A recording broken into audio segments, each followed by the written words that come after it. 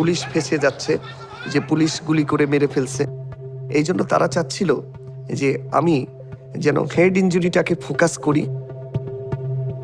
আল জাজিরার হাতে আসা গোপন কল রেকর্ডিং থেকে জানা যায় যে হাসিনার সবচেয়ে বিশ্বস্ত মিত্র সালমান এফ রহমান পুলিশ প্রধানকে ফোন দিয়েছেন।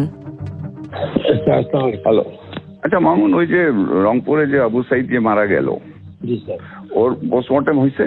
রিপোর্ট পাইছেন আপনারা? এখনো পাইনি। চিকিৎসক ইসলামকে প্রচুর চাপের সম্মুখীন হতে হচ্ছিল।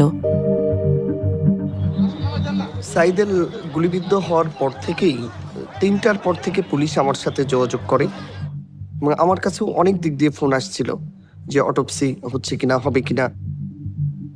এখনো পান নাই কেন? এত সময় লাগে কেন? বড়